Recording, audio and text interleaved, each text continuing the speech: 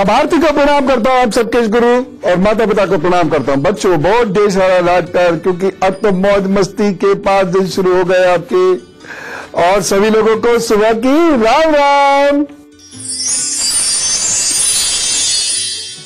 तो दिवाली की शुरुआत हो गई है। ये दिवाली बहुत महत्वपूर्ण हो आपके लिए, बहुत सारा सुख लेके आए, बहुत सारे कष्टों को खत्म कर दे, ऐसी मेरी कामना है।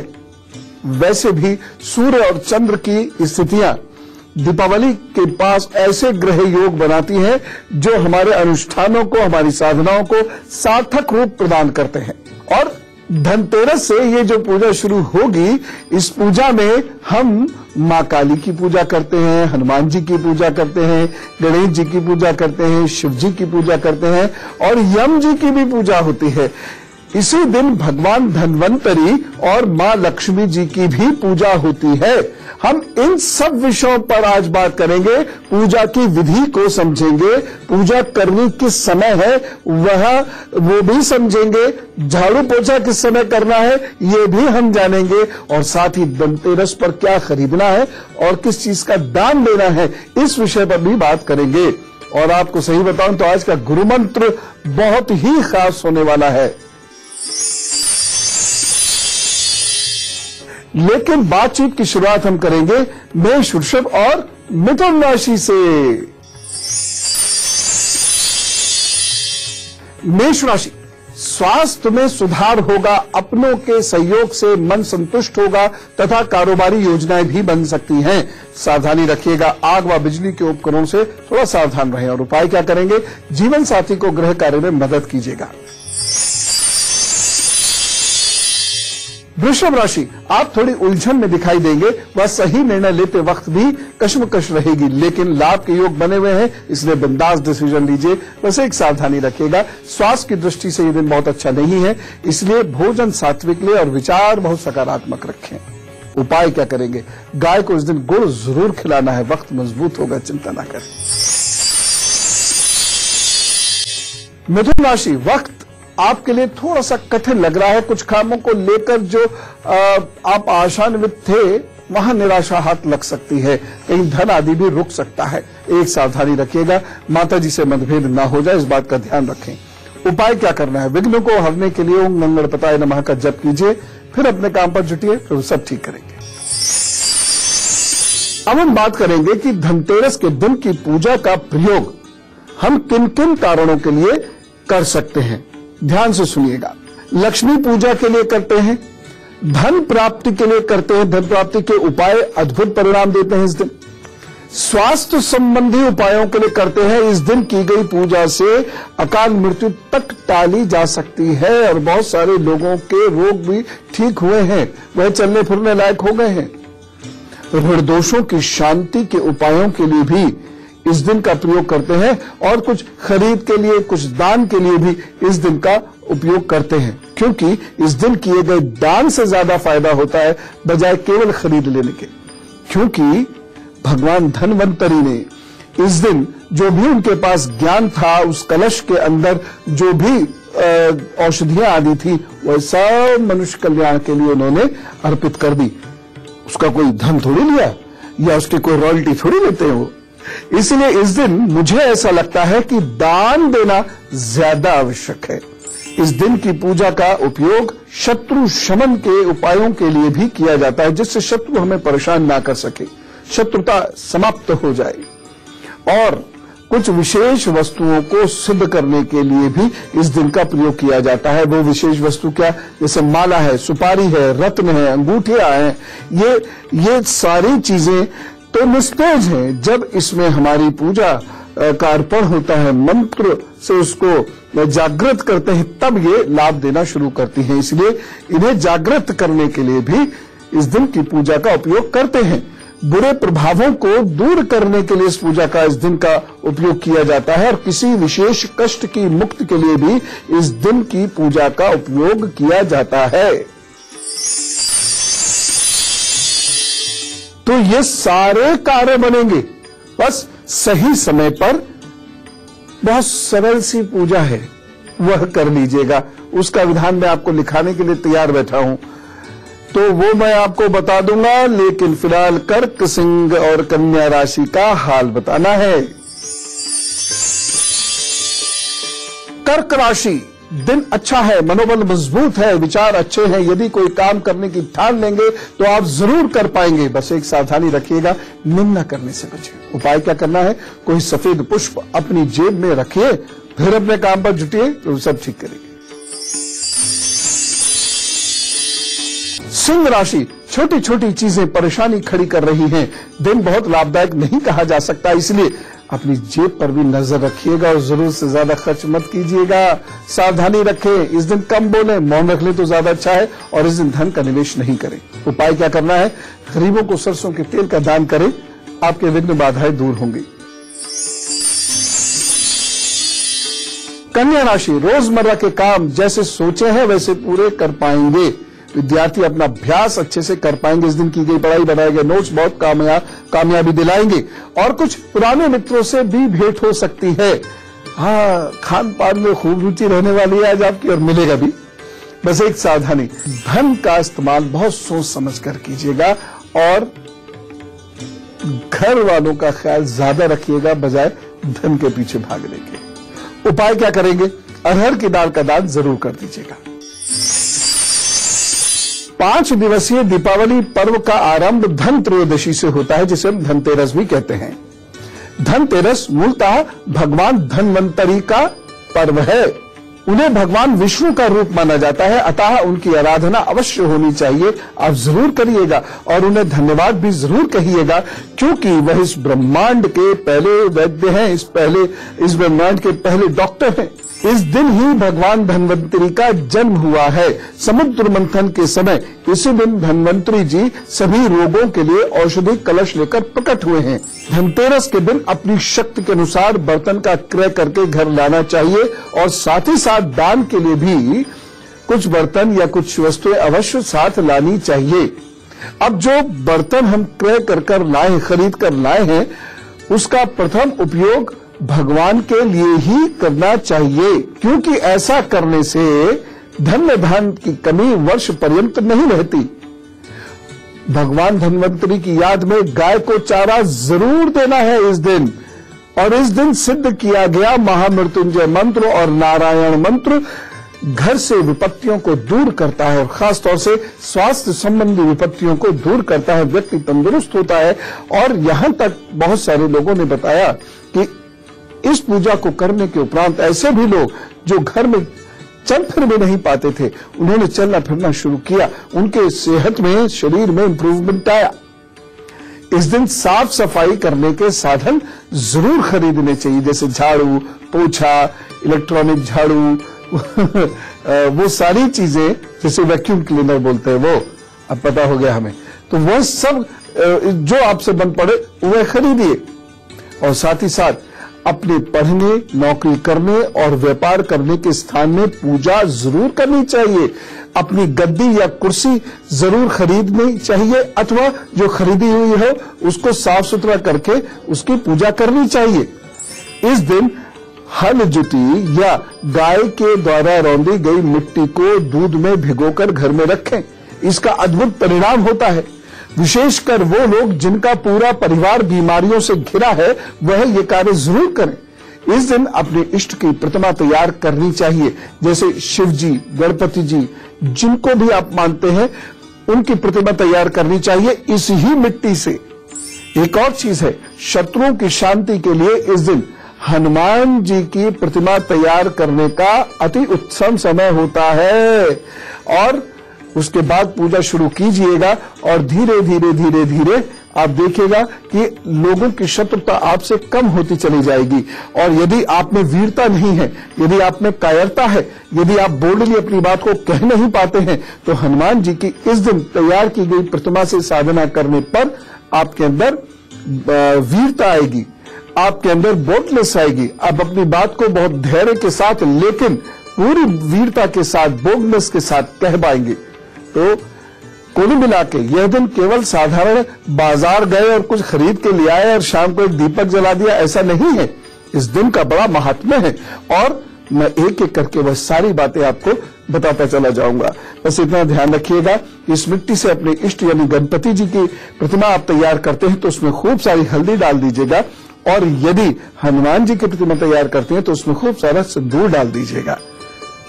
प्रभु सब ठीक करेंगे। आप करना शुरू तो कीजिए। देखिए, सामान्य चीजों के तो सामान्य उपाय होते हैं, लेकिन जीवन में जब परेशानियों का अंधेरा चारों तरफ से हमें घेर लेता है, जब वो कुहासा हमारे तरफ आने वाले सूर्य की किरणों को रोक देता है, तब उसे हटाने के लिए धैर्य भी अधिक चाहिए, प्रयत्न भी अधिक चाहिए। सब हो जाएगा, चिंता नहीं करिए। लेकिन मैं जरा तुला, वृश्चिक और धनु राशि का हाल बताता हूं आपको। तुला राशि, कुछ ज्यादा ही काम का बोझ रह सकता है। फैमिली के लोगों की आशाएं और डिमांड की वजह से आप परेशान हो सकते हैं तथा भाग्य हो सकता है आपका साथ ना दे पाए। एक सावधानी रखिएगा, कोई भी काम डिसाइड करते समय आप अपने लक्ष्यों का निर्धारण अच्छे से कर लीजिएगा, नहीं तो जब आप काम शुरू कर देंगे तो आपकी सारी मेहनत और लगा हुआ धन व्यर्थ हो सकता है। इसलिए बहुत सोच समझकर कोई कार्य करें। और उपाय क्या करना है? ओम त्र्यंबकम यजामहे सुगंधिम पुष्टिम वर्धनम उर्वारुकमिव बंधनान् मृत्योर्मोक्षयमामृतात्। 21 बार जप करिए महामृत्युंजय मंत्र का और काम पर जुटिए, प्रभु सब ठीक करेंगे। वृश्चिक राशि, आर्थिक तौर पर सुधारता है। अचानक धन प्राप्ति के योग बन रहे हैं। भाई बहनों के सहयोग से कारोबार का विस्तार हो सकता है। परिश्रम बहुत करना पड़ेगा इस दिन, एक सावधानी रखिएगा। जीवन साथी की बुराई मत कीजिएगा, होने वाले जीवन साथी की बुराई मत कीजिएगा। उपाय क्या करना है? माता जी से आशीर्वाद ले, लाड वस्त्र पहने, काम पर जुटे, प्रभु सब ठीक करेंगे। धनु राशि, आपके व्यवहार में सकारात्मक विकास होगा और साथ ही ऐसे भी योग बन रहे हैं कि आप किसी व्यक्ति से भेंट करेंगे जिससे आपका लाभ भी होगा। आज आपका व्यक्तित्व प्रभावित करेगा लोगों को। सरकारी कार्यों में सफलता के योग बन रहे हैं, बस एक सावधानी रख लीजिएगा। इस दिन की सावधानी है, माता जी के साथ वाद विवाद नहीं होना चाहिए, ध्यान रखें। उपाय क्या करेंगे? अपने इष्ट को पीले पुष्प अर्पित करें, काम पर जुटे, प्रभु सब ठीक करेंगे। मेरा इसमें बहुत विश्वास है कि हम कुछ बर्तन खरीदें जरूर, अपने घर में सुविधाएं इकट्ठी जरूर करें, लेकिन हमें कुछ दान अवश्य देना चाहिए। और इसके पीछे का एक विशेष लॉजिक है, और वो लॉजिक यह है कि जो ग्रह हमें परेशान कर रहा है या जो भाव हमें परेशान कर रहे हैं, उससे संबंधित दान दे दें तो वह हमें परेशान नहीं करेंगे। और जो हमारे लिए बेहतर है, जो ग्रह आदि हमें मजबूती प्रदान कर रहे हैं, सौख्य प्रदान कर रहे हैं, हमें संपन्नता प्रदान कर रहे हैं, स्वास्थ्य प्रदान कर रहे हैं, हम उन्हें मजबूत करें और उनकी चीजों को खरीद के घर लाएं, पास अपने रखें और बरतें भी। बहुत सारे लोग बहुत ऐसे आभूषण, बहुत महंगे आभूषण खरीदते हैं या बहुत महंगे बर्तन खरीद के ले आते हैं, पूजा भी करते हैं, लेकिन उसका उपयोग वह निरंतर नहीं करते, तो उसका कोई लाभ नहीं होगा। तो आप ऐसे आभूषण या ऐसे बर्तन आदि खरीदें या वो चीजें इस दिन खरीदें जिनका आप उपयोग करें। पूजा करने के बाद रोजाना की जिंदगी में उसका उपयोग करें, भाई तभी तो फायदा होगा, तभी तो वह चीजें आपके काम आएंगी, तभी तो उस धातु आदि से आप पर सकारात्मक प्रभाव बढ़ेंगे। और नहीं तो वह लॉकर में रख दिए तो प्रभाव कैसे होंगे? तो कुछ वस्तुओं को खरीदना है और कुछ वस्तुओं का दान अपनी क्षमता अनुसार करना है, अपनी क्षमता अनुसार। मैं ये नहीं कह रहा कि आप उधार लेके कार्य कीजिए, लेकिन जितना आप कर सकते हैं उतना जरूर कीजिएगा, क्योंकि सनातन परंपरा का कोई भी त्योहार अपूर्ण है यदि किसी जरूरतमंद के चेहरे पर मुस्कुराहट न ला सके। तो यदि आप वास्तव में आध्यात्मिक व्यक्ति हैं, धार्मिक व्यक्ति हैं, तो जब एक निवाला स्वयं खा रहे हैं तो उसका कुछ हिस्सा दूसरे के लिए भी जरूर रखें, क्योंकि प्रभु ने भी ये निवाला हमें बहुत कृपा से दिया है, बहुत कृपा दिखाई है, तब ये निवाला हमें मिल पाया। कितने लोग हैं जो बहुत मेहनत करते हैं लेकिन उन्हें एक निवाला भी मैसर नहीं हो पाता है। तो प्रभु ने जो दिया है सब खुलकर बांटे, इसमें जो कंजूसी क्यों करना। तो अब जान लीजिए हर राशि को क्या खरीदना है और क्या घर लाकर यानी खरीदकर दान में देना है। एक चीज मैं और कहना चाहूंगा, आपको कुछ बर्तनों का दान करना होगा। और हमेशा याद रखें चाहे किसी के यहां से आपके यहां बर्तन आए और आपको वापस करना हो, या कोई बर्तन आपको दान में देना हो, कभी भी उसे खाली मत दीजिएगा, उसमें कुछ ना कुछ रख कर जरूर दे दीजिए। और ये कुछ भी आप रख कर दे सकते हैं। तो चलिए भाई फटाफट नोट कीजिए। मेष राशि, मेष राशि के लोगों को पीतल के बर्तन खरीदने हैं, तांबे के बर्तन खरीदने हैं और तांबे के ही बर्तनों का दान भी करना है। बिल्कुल सिंपल सा है, इसमें कहीं कोई कॉम्प्लिकेशन हुआ नहीं हुआ। अब बर्तन में चाहे आप दीपक खरीदें, चाहे आप थाली खरीदें, कटोरी खरीदें, उससे कोई मतलब नहीं है, बस धातु मैं आपको बता रहा हूं। अब वृषभ राशि, वृषभ राशि के लोगों को चांदी के बर्तन और मिट्टी के बर्तन या मूर्ति आदि जो भी कुछ है वो घर लेके आनी है और तांबे का दान करना है। मिथुन राशि, आपको लोहा, चांदी और सब्जी घर लेकर आनी है, खरीद कर लानी है और लोहे के बर्तन का दान करना है। अब आप कहेंगे लोहे के बर्तन में क्या हो सकता है? कढ़ाई हो सकती है, कटोरा हो सकता है और तवा हो सकता है, कुछ भी ऐसा हो सकता है, यह आपके ऊपर है, तो आप ये करिएगा। कर्क राशि, कर्क राशि के लोगों को जो खरीदना है सोना और पीतल, अच्छा दोनों नहीं खरीद सकते तो पीतल खरीद ले, जैसी पॉकेट अलाउ करे। देखिए ये खरीदने और दान करने के लिए बहुत टेंशन लेने की जरूरत नहीं है, जो प्रभु दे रहा है वो सब बढ़िया है, लेकिन पूजा ढंग से करेंगे जिससे हर साल स्थिति बेहतर होती चली जावे। तो कर्क राशि वाले लोगों को सोना या पीतल खरीदना है और लोहे के बर्तन का या लोहे की चीज का दान करना है। सिंह राशि, सिंह राशि के लोगों को तांबा खरीदना है और पीतल के बर्तन का दान करना है और मिठाई रख के करना है, ऐसे खाली नहीं करना है, ठीक है। कन्या राशि, तांबा और चांदी यह आप खरीद के लाएं और चांदी के बर्तन का दान अथवा उपहार जरूर दें, ये याद रखिएगा, लाभ देगा, इससे फायदा आप ही को होने वाला है और निश्चित रूप से तरक्की होती है। तुला राशि, तुला राशि के लोगों को चांदी खरीदनी है यूज के लिए और लोहा और तांबा दान करना है, किसी दूसरे के यूज में आ जाए इस करके, तो हृदय से खरीदिए, हृदय से दान दीजिए। वृश्चिक राशि, वृश्चिक राशि के लोगों को चांदी और पीतल खरीदना है और तांबे का दान करना है।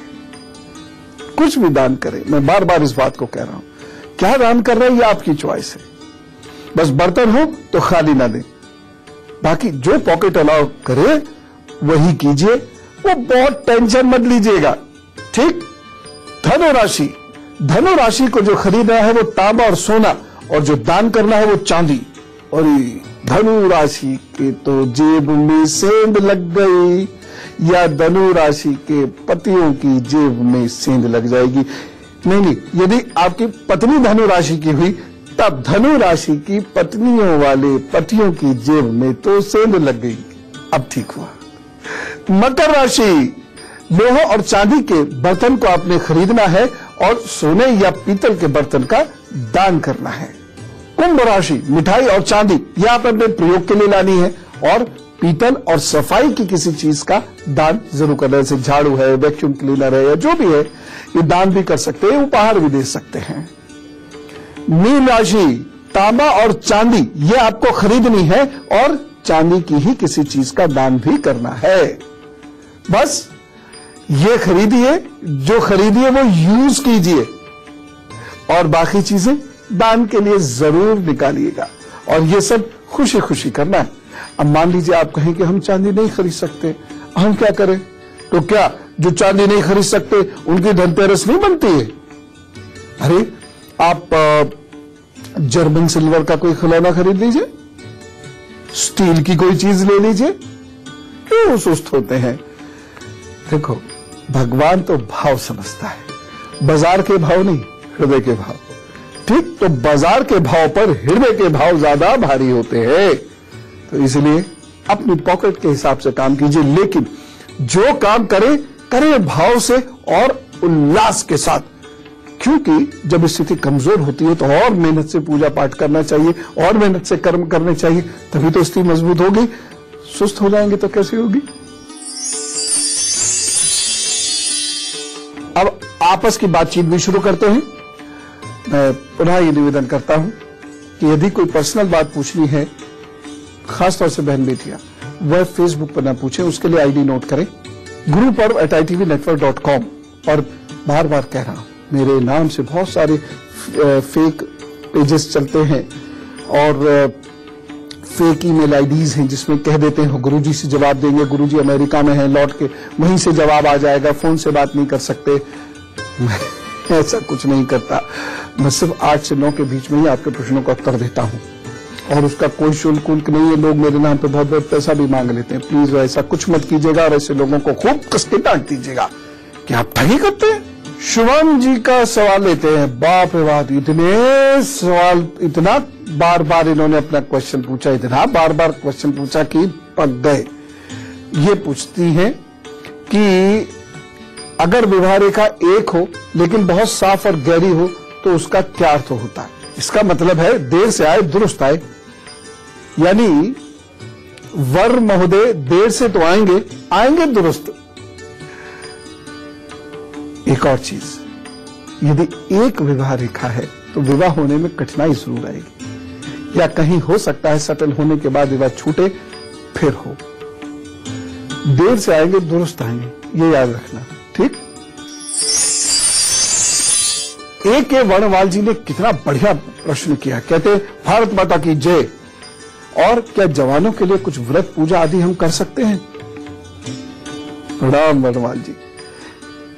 वस्तुतः देशभक्ति में कुछ करना होता है, ये सारे लोग सीखें। वर्णवाल जी बता रहे हैं कुछ करना चाहते हैं, खाली जबानी जमा खर्च से देशभक्ति नहीं होती है। देखिए, जिस देश के लोग अपने देश के लिए सद्विचार रखते हैं और उनके कर्म में सद्विचार होते हैं, वह देश ज्यादा उन्नति करता है। जब हम पूजा में बैठे, क्योंकि हमारे यहाँ प्रथा है प्रतीक रूप में भारत माता के चित्र की पूजा करने की, उनको मां रूप में पूजने की, उनको दुर्गा रूप में पूजने की, तो हम उनके सामने बैठे और ज्यादा नहीं तो सिर्फ 11 बार महामृत्युंजय के जप यदि अधिकाधिक लोग करने लगेंगे, या मां बगलामुखी का जप यदि अधिकाधिक लोग करने लगेंगे, तो निश्चित रूप से दुश्मन के दांत खट्टे होंगे और वह देश का कुछ कर नहीं पाएगा और हमारे जवान सुरक्षित होते चले जाएंगे। तो अपने जवानों के निमित्त ये बोलकर, संकल्प लेकर, और अगर 11 बार भी महामृत्युंजय का या मां बगलामुखी का जप करेंगे तो लाभ होगा। हम करते हैं, आप सब भी कीजिए, मेरे करने से कुछ नहीं होगा। बहुत सारे लोग जप करते हैं, तब बड़े फायदे होते हैं। बहुत बहुत धन्यवाद भगवान जी।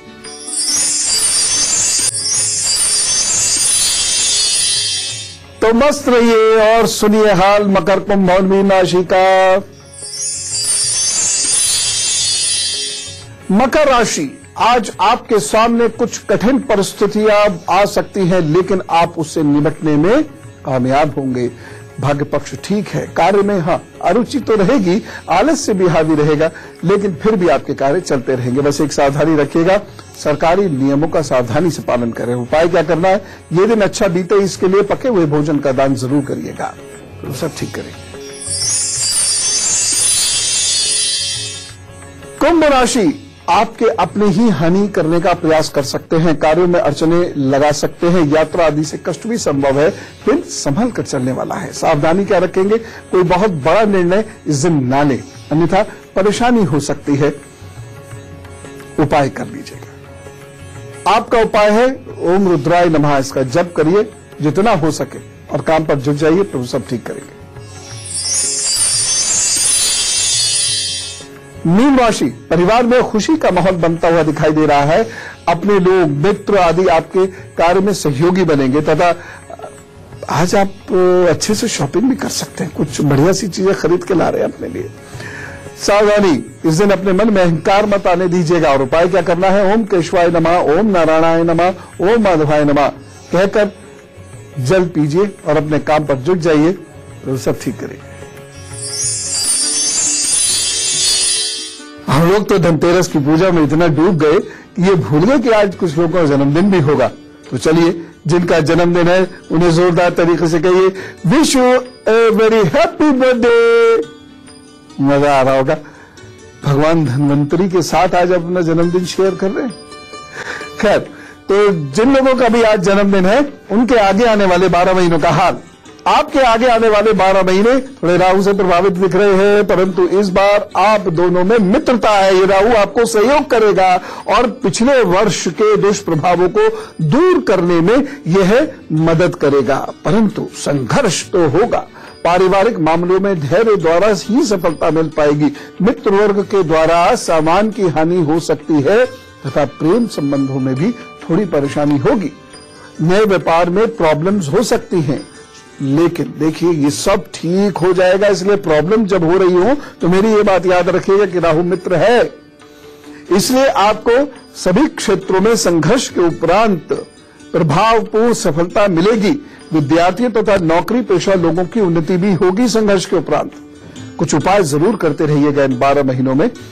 तांबा और अनाज का दान रविवार को किसी निर्धन बुजुर्ग को दिया करें। दूसरी चीज, पिताजी की खूब सेवा करें तथा उनकी सलाह से काम करना शुरू करें। रविवार को गायत्री यज्ञ अवश्य करना है। बस जरा जरा से उपाय है, करिए और आनंद में रहिए। शिवानी सिंह जी पूछती हैं, क्या तिल से हमारी किस्मत पर कोई प्रभाव पड़ता है? क्या लाल तिल वास्तव में बहुत अशुभ होता है? ध्यान से सुनिए इसका उत्तर। तिल जहां उपस्थित हो जाता है उस रेखा की या उस पर्वत की शक्ति को कमजोर कर देता है, और इसमें भी लाल या भूरे रंग का एक तिल बनता है या सफेद रंग का भी एक तिल बनता है। तो लाल और भूरे रंग का जो तिल बनता है ये उस स्थान को बहुत कमजोर और प्रभावहीन कर देता है। ऐसे में नुकसान होने की संभावनाएं बहुत ज्यादा रहती हैं। तो किसी भी व्यक्ति के जिस स्थान पर लाल तिल है, तो जिस पर्वत पर लाल तिल बना हुआ है, जिस रेखा पर लाल तिल बना हुआ है, वह उसके उपाय सारे जीवन नहीं तो तब तक तो जरूर ही करें जब तक वह लाल तिल गायब नहीं हो जाए। मैंने तो हजारों उपाय आपको बताए हुए हैं हर ग्रह के, रेखा के लक्षणों के आधार पर। तो वह सब देखिए और उसके उपाय करना शुरू कर दीजिए। लाल तिल बिल्कुल अच्छा नहीं होता है। वैसे भी याद रखिएगा, जहां तिल डेवलप होना शुरू हो एकदम आप सावधान हो जाएं और उपाय करने शुरू कर दीजिएगा। एडवोकेट सौरभ जी ये पूछते हैं, क्या 7वें भाव में राहु दोबारा विवाह कराता है? पहले तो धोखा दिलवाता है। 7वें भाव में राहु, हाँ वो अलग बात है कि बृहस्पति या अच्छा चंद्र या अच्छा शुक्र उसके साथ हो तो अलग बात है। अन्यथा अगर केवल अकेला राहु है और बड़ा क्रूर है तो धोखा होगा। यानी जो कुछ लड़के ने अपने बारे में, ये लड़के के घर वालों ने, ये लड़की ने, ये लड़की के घर वालों ने उसके बारे में बताया होगा, वह सत्य नहीं निकलेगा। ये व्यवहार से भी संबंधित हो सकता है, अन्य किसी बात से भी संबंधित हो सकता है। दूसरी चीज यह है कि यदि किसी व्यक्ति के 7वें भाव में राहु है तो वह अपने व्यवहार पर विशेष नियंत्रण करे, क्योंकि उसके जीवन साथी के व्यवहार में गुस्सा और मूड स्विंग्स बहुत हो गए। तो कंट्रोल करके चलना होगा, तभी वह रिश्ता निभ पाएगा। और कम से कम शुरू के 18 महीने तो बहुत सावधानी से काटने होंगे, अन्यथा कुछ ना कुछ ऐसी गहमागहमी होती रहेगी कि वह व्यक्ति परेशानी में पड़ सकता है। जिसके 7वें भाव में राहु है वह मुकदमे में भी उलझ सकता है, चाहे वो पार्टनरशिप के मुकदमे हो या विवाह संबंधित मुकदमे हो, उसमें उलझ सकता है। यद्यपि विजय होगा अंततोगत्वा, लेकिन फिर भी बहुत कष्ट परेशानी तो हो ही जाएगी। फिर पुनर्विवाह भी करा देगा। और ऐसे में राहु को शांत करने के लिए 2-3 कार्य जरूर करने चाहिए। अपने घर की दक्षिण दीवार पर एक एक्वेरियम रखना चाहिए और मछलियों को नियमित रूप से दाने उसमें डालने चाहिए। दूसरी चीज, घर के बाहर की चींटियों को मीठा आटा देना चाहिए और अमावस्या के दिन 7 अनाज का दान करना चाहिए। बस ये इसके उपाय हैं, प्रभु जरूर फायदा करेंगे। शीतल ग्रोवर जी ने बहुत बढ़िया प्रश्न किया है। वो ये पूछती हैं कि बहुत सारे बच्चे जो हैं अलग अलग समय पर अलग अलग स्थानों पर पैदा हुए, लेकिन अचानक ऐसा क्या हो रहा है कि पूरे ही देश में इंडिसिप्लिन, गुस्सा, मारकाट, मारपीट ये बच्चों में बढ़ती चली जा रही है? इसका एस्ट्रोलॉजिकल एक्सप्लेनेशन क्या है? देखिए, गोचर बहुत खराब चल रहा है। शनि और मंगल इन दोनों की स्थिति काफी समय से खराब चल रही है और अभी काफी समय तक खराब रहेगी, जिसकी वजह से केवल बच्चों में ही नहीं इन जनरल देखिए आक्रामकता यानी एग्रेशन बढ़ रहा है, गुस्सा बढ़ रहा है, छोटी छोटी बातों पर अहंकार उपज पड़ता है और लोग रिश्ते तोड़ देते हैं। भाई भाई, बहन बहन, भाई बहन, माता पिता, बच्चे, पति पत्नी, सब लड़ने को एकदम तैयार हैं। तो ये देश काल प्रभावित हो रहा है। और इसीलिए मैं बार बार कहता हूं कि अपने लिए तो प्रयास करो ही करो, लेकिन कुछ उपाय अपने देश के लिए भी करो, क्योंकि अगर देश सुरक्षित है तो हम सुरक्षित हैं, देश का विकास हो रहा है तो हमारा विकास हो रहा है, देश में शांति है तो हम में शांति है। अन्यथा यदि देश पर संकट आता है तो बचते हम भी नहीं हैं। तो ये देश काल को शनि मंगल राहु इस प्रकार से प्रभावित कर रहे हैं कि एग्रेशन बढ़ रहा है, तनाव बढ़ रहा है, स्ट्रेस लेवल बढ़ता चला जा रहा है, जिससे सामाजिक अशांति बढ़ रही है। इससे बच्चे भी प्रभावित हो रहे हैं। दूसरी महत्वपूर्ण चीज है भोजन। माता पिता का जो भोजन है, खास तौर से जंक फूड, वह बच्चों के लिए बहुत घातक है। और वैसा जंक फूड जो गर्भावस्था में खाया गया है, उससे तो वह बच्चा जो अभी जन्म जिसका हुआ है, वह पैदाइशी उस समस्याओं के साथ पैदा हुआ है। इसलिए जो माँ पिता प्लान कर रहे हैं बच्चे, वह सबसे पहली चीज भोजन पर नियंत्रण करें। सात्विक भोजन, सात्विक विचार, बच्चा मजबूत वैसे ही होगा, बेहतर संतुलित वैसे ही होगा। इसके साथ साथ बच्चों को जो भोजन दिया जाता है, उस भोजन में कुछ ऐसे तत्व होते हैं जिससे उनका क्रोध बढ़ रहा है, और बच्चों में कम होता विटामिन डी ये और भी नुकसान दे रहा है, क्योंकि माता पिता प्यार करने में इतने ज्यादा प्रोटेक्टिव हो गए हैं कि वो बच्चे को इतनी सी धूप पे नहीं लगने देते। जबकि धूप में यदि बच्चा खड़ा नहीं होगा तो वो तन से भी और मन से भी बेहद कमजोर हो जाएगा। हम तो देखते हैं, क्योंकि आश्रम से हमने कैंपेन चला रखी है, defeat vitamin D deficiency, DVDD करके, जिसमें हम गांव-गांव जाते हैं। आश्रम परिवार के लोग गांव-गांव जाकर और बच्चों के टेस्ट कराते और देखते हैं कि गांव तक में लगभग 67-68% बच्चों के अंदर विटामिन डी डेफिशिएंसी है, और शहर में तो ये 80% पार कर चुकी है।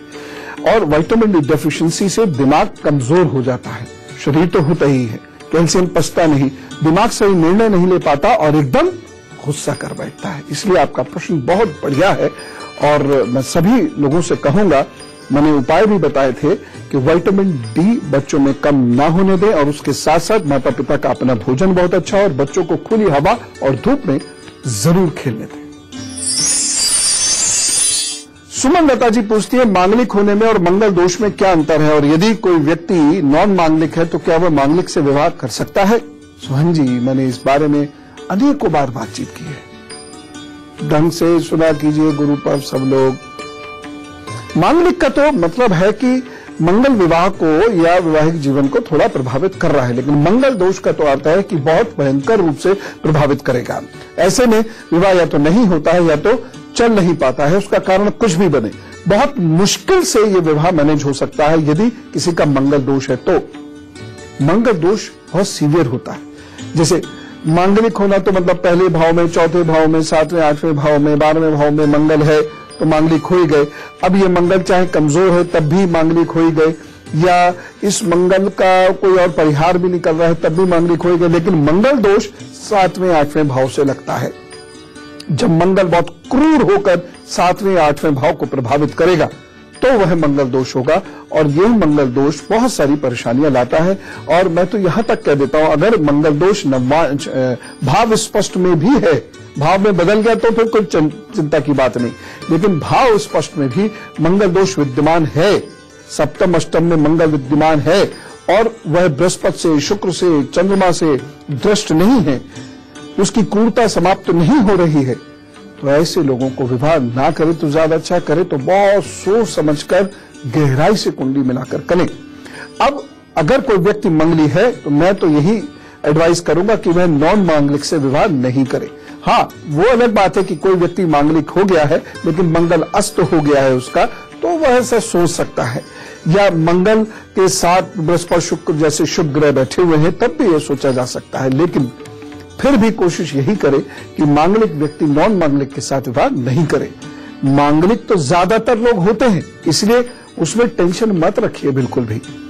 सामान्यता देखिए 70-75% लोग मांगलिक होते हैं, क्योंकि लग्न से मांगलिक देखा जाता है, सूर्य से देखा जाता है, बृहस्पति से देखा जाता है, चंद्र से देखा जाता है, शुक्र से देखा जाता है, कहीं ना कहीं से तो निकल ही आएगा मंगल पहले, चौथे, 7वें, 8वें, 12वें भाव में। तो मांगलिक तो बहुत सारे लोग होते हैं और आराम से मांगलिक रिश्ते मिल जाते हैं और उसमें कोई टेंशन की बात रत्ती भर भी नहीं। मंगल दोष है तो उपाय करके करिएगा, बस प्रभु सब ठीक करते हैं यदि आप उपाय करते हैं तो। और जैसा मैंने कहा था कि इस बार का गुरु मंत्र बहुत महत्वपूर्ण है। इस गुरु मंत्र में मैं आपको ये बताऊंगा कि पूजा किस किस समय करनी है, क्या क्या करनी है, कैसे कैसे करनी है। तो चलिए गुरु मंत्र। धनतेरस की पूजा के मुहूर्त लिख लीजिए। शाम को 5:35 से लेकर 18:20 तक, यानी 6:20 तक। प्रदोष काल की पूजा होगी शाम को 5:35 से लेकर 8:11 तक। और वृषभ काल यानी स्थिर लगन की पूजा का समय है शाम को 6:35 से लेकर 8:30 तक। इन समयों को आप बहुत अच्छे से ध्यान रखें। अब पूजा करनी कैसे है उसका पूरा सीक्वेंस लिखिए। और ये देखिए, जो पूजा बिल्कुल कर्मकांड के आधार पर होती है वो तो पूजा पुरोहित जी ही कर सकते हैं, लेकिन हमारे पास भी अपने अपने रास्ते हैं तो हम उससे पूजा करेंगे। जैसे शाम को 5:35 से घर की सफाई करना शुरू करें। सफाई घर के लोग ही करें, ये नहीं कि आपने खूब सारी असिस्टेंस ले ली और खुद बैठे तुम वहां साफ करना, तुम वहां साफ करना, ऐसे नहीं। खुद सफाई करें। खुद करने से ही प्रभाव मजबूत होते हैं, दुष्प्रभाव दूर होते हैं। तो ये सफाई स्वयं करें और घर के सारे लोग मिलजुल कर करें। घर के मुखिया अगर कोई बीमार भी है तो झाड़ू लेकर ऐसे ऐसे कर दिया, थोड़ा सा तो कुछ कर दें। दूसरी बात, मुख्य दरवाजे के दोनों ओर गाय के गोबर लीजिए, थोड़ा सा उसको पानी में कर लीजिए और उससे सफाई करिए। मुख्य दरवाजे के ऐसे ऐसे करके सफाई करें। और मुहूर्त शुरू होते ही 13 दीपक प्रज्वलित करिएगा। जो वृषभ राशि वाला मुहूर्त है उसकी पूजा का समय बता रहा हूं। 13 दीपक प्रज्वलित करिएगा। और घर के मालिक मालकिन तिजोरी और कुबेर का भी पूजन तभी कराएं। यदि कुबेर घर में स्थापित नहीं तो तिजोरी का या जहां भी आप पैसे रखते हैं लॉकर वगैरह वहां का पूजन कर लीजिएगा। बैंक में तो नहीं करने देगा, लेकिन घर में जहां पैसे रखते हैं उस लॉकर की पूजा तो कर सकते हैं ना। उसके बाद मुख्य दरवाजे के दोनों ओर आटा रखिए, थोड़ा सा ही आटा रखिए क्योंकि वो खराब हो जाता है। इतना सा आटा रखिए और थोड़े से अक्षत यानी बिना टूटे चावल रखिए। इसके ऊपर दीपक रखिए और उसमें तिल का तेल डालना है और बड़ा सा दीपक प्रज्वलित करना है, बड़ा सा दीपक। अब ये दीपक किस चीज का हो? ये या तो आटे का दीपक आप खुद बनावे अथवा पीतल का हो। आटा मढ़िए और उसको खुद दीपक बनाइए। अच्छा लगता है, अच्छा लगता है। शाम को 5:35 के बाद से सारे लोग जुट जाइए इस काम को करने में, बहुत अच्छा लगता है। करके तो देखिए, बाद में एसएमएस करते रहना। ये पूजा करो क्योंकि जिंदगी इसी से चलेगी जो इस पूजा से मिलेगा। अच्छा, ये किया। उसके बाद गंध पुष्प अक्षत से पूजन करना है। कैसे? दक्षिण दिशा की ओर मुंह करके, दरवाजे पर खड़े हैं, दक्षिण दिशा की ओर मुंह करिए और थोड़ी धूप जलाइए, पुष्प रखिए दीपक के इर्द गिर्द। और उसके बाद दक्षिण में ही मुंह करे आप जल दीजिए, जरा सा जल दीजिए, छींटे आपके ऊपर ना आए। खड़े होकर दे सकते हैं, बैठकर भी दे सकते हैं। अब आपको अनाज निकाल के रखना है जिसे दान करना है आपको। रात में हो जाए तो बहुत अच्छी बात है, नहीं तो कल सुबह कर दीजिएगा, लेकिन दान करना ही करना है। एक और चीज, धनिये के बीज खरीद के जरूर ले आए आप। और महानिशीत काल की पूजा लगभग ऐसे समझिए 11 बजे से लेकर 2:30 बजे के बीच में। महानिशीत काल में आप एक ओम ऐं ह्रीं श्रीं इस मंत्र का जप कीजिए। ओम ऐं ह्रीं श्रीं इस मंत्र का जप कीजिए और लक्ष्मी नमः, ओम ऐं ह्रीं श्रीं लक्ष्मी नमः, इस मंत्र का जप करने के उपरांत इन बीजों को अपने पास रखिए, प्लेट में अपने पास रख लीजिए और फिर इन बीजों को कहीं बो दीजिए, गड्ढे में डाल दीजिए। काम आएंगी ये चीजें बहुत। इस दिन श्री गणेश जी की स्थापना करने का दिन है और यह पूजा बहुत सारे कष्ट मिटाती है। तो यदि इच्छा है आपकी, आवश्यक नहीं है लेकिन इच्छा है, तो इसी वृषभ समय जो मैंने अभी बताया था आपको, स्थिर लग्न में इसी में गणेश जी की स्थापना कर दीजिए। अरे आप जैसे जानते हो वैसे ही कर दीजिए। ओम गणपताय नमः, गणेश चालीसा पढ़ लीजिए, उन्हें वस्त्र आदि प्रदान करके स्थान दीजिए, आसन दीजिए और प्रणाम करके स्थापना उनकी कीजिए। इस दिन शाम को घर के मुख्य द्वार पर यमराज जी के निमित्त दक्षिण दिशा में अन्न से भरे पात्र में दक्षिण की ओर मुख करके एक अखंड दीपक आपको जलाना है और ये 5 दिनों तक जलता रहना चाहिए। कब जलाना है, क्यों जलाना, अभी बताता हूं। खैर, ये दीपक प्रज्वलित करके शिव जी तथा यमराज जी से प्रार्थना करने पर असामयिक मृत्यु से बचा जा सकता है। यदि आपके घर में कोई बहुत रोग पसरा हुआ है और वह बहुत परेशान कर रहा है, रोग जा नहीं रहा है, तब ये दीपक अखंड होना चाहिए 5 दिनों तक। और अन्यथा आप ये दीपक प्रज्वलित करें, यम जी, शिव जी, हनुमान जी की पूजा करें और उसके बाद रात में दीपक अपने आप पूर्ण हो जाएगा। ठीक है ना, मेरी बात समझ में आ रही है? मैं फिर समझाता हूं। यदि घर में कोई गंभीर रोग चल रहे हैं तब ये दीपक 5 दिन अखंड जले, और यदि घर में रोग आदि नहीं है तब ये दीपक दक्षिण की ओर मुंह करके जलावें और यम की और हनुमान जी की, शिव जी की पूजा करें और जितना ये तेल होगा उतना ये जल जाएगा। ये दीपक आटे का हो तो बहुत अच्छा है, आटे का नहीं तो मिट्टी का भी चल सकता है, पीतल का भी चल सकता है। एक और चीज, फल और फूलों के पौधे जरूर रोपने चाहिए।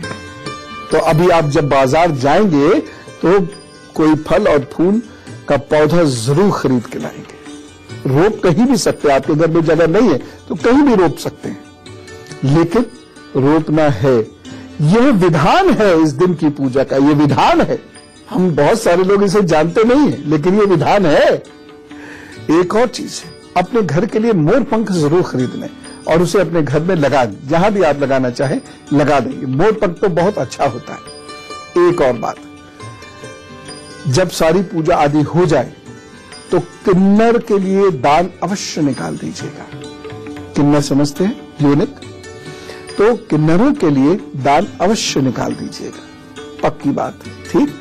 और इतना तो हो कि उसमें कम से कम 1-2 वक्त का भोजन उनको मिले, ये जरूर कर दीजिएगा। एक और विशेष बात, धनतेरस के दिन उधार लिया गया धन अवश्य लौटाना चाहिए। पूरा ना लौटावें, चाहे थोड़ा सा लौटावें, लेकिन जरूर लौटाना चाहिए। मान्यता क्या हो गई है कि अब हम धन नहीं देंगे किसी को, अब हमने धन दिया इन 5 दिनों में तो धन चला जाएगा हमारा। उल्टा है। इस दिन आपको, यदि आपने किसी से धन उधार लिया है तो उसका कुछ अंश जरूर वापस करना चाहिए, चाहे बैंक से लिया हो चाहे व्यक्ति से लिया हो। जी हाँ, यह एक नियम है, ये इस दिन का एक विधान है। उधार के धन से दिवाली नहीं मनती है, ये याद रखिएगा। उधार के धन से लक्ष्मी जी को हम नहीं ला सकते हैं, ये याद रखिएगा। एक बहुत विशेष उपाय, पूजा के उपरांत गाय का चारा जरूर निकाल के रख दीजिएगा, चाहे अगले दिन दे, चाहे वो कितना होगा, वो धन भी हो सकता है, धन के रूप में निकाल दीजिए, चाहे चारे के रूप में निकाल दीजिए, निकाल के रख दीजिए। जब मौका पड़े इन 5 दिनों के अंदर अंदर जरूर दे दीजिएगा। एक और चीज, इस दिन काली मां की पूजा जरूर करनी है, जरूर करनी है। इस दिन मां काली की महनशीत काल में पूजा की जाती है, जो मैंने अभी समय बताया। रात में लगभग 11:30 से लेकर 2:30 बजे के बीच में मां काली का जब पूजन अवश्य करिएगा। कैसे करेंगे? ओम क्लीं, ओम क्लीं, केवल बीज मंत्र द्वारा। यदि आपके घर में रोग है, दुश्मन परेशान कर रहे हैं, तो ये पूजा कीजिए और देखिए चमत्कार करिएगा इसी समय में। तो इस प्रकार से धनतेरस को आपने सफल बनाना ही बनाना है, अपनी जिंदगी के लिए, अपने परिवार की जिंदगी के लिए, अपने और अपने परिवार की खुशहाली के लिए। इस धनतेरस को इस बार जरा ऐसे मनाइए जो मैंने बताया। खुद खाओ, खूब सारा खाओ, लेकिन आपकी ओर से जो कृपा आपको ईश्वर से मिली है, उस ओर से एक निवाला किसी जरूरतमंद के मुंह में भी चला जाए आपके माध्यम से, तब आपकी पूजा पूर्ण होगी, तब आपको आपका खाया लगेगा। तो बच्चा पार्टी 5 दिन खूब मौज मस्ती के हैं, खूब मेहनत करना। और जो निशीत काल मैंने बताया है, यदि इसमें ऐं सरस्वती नमः का आप जप करते हैं तो कॉम्पिटिटिव एग्जाम में आपको सफलता मिलती है, और साथ ही साथ आपको ज्ञानार्जन भी होता है, आपका दिमाग खुलता है, आपको अच्छा लगता है। तो आप भी पूजा के लिए बैठ जाइए और जरा जोरदार तरीके से सब लोग कहिए, क्योंकि अब तो उत्सव के 5 दिन हैं। राम राम, नमस्कार, भारत माता की जय।